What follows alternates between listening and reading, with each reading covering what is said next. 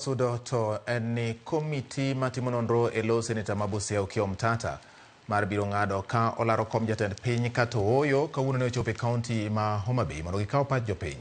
Komiti no ma jakom mare en Mary Kadhomi osebedo kalore counties ma pacho ka gi lek mar dwaro ng'eyo dwaro mar jopiny e wi chung' mar Omtatah yiero ma 2027.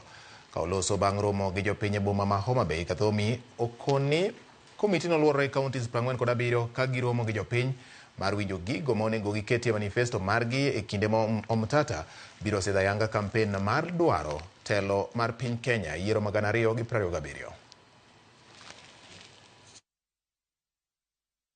Omtatah believes in a people-driven presidential bid, and he would like to hear the views and the input of members of the public before he officially launches his presidential campaign. So these views are meant to help him inform his campaign policies, his policy framework for the presidential bid, his manifesto, his programs, his plans for the presidential bid. So he doesn't want a process where he will come to impose on us his own thoughts and visions and plans and programs.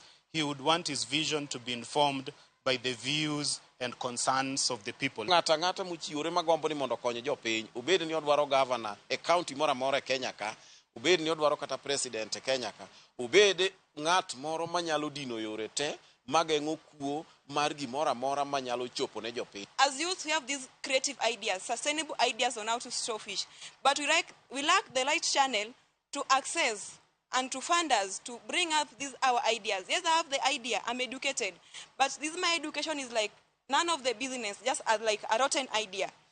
We need these leaders to support us, bring our sustainable ideas in society.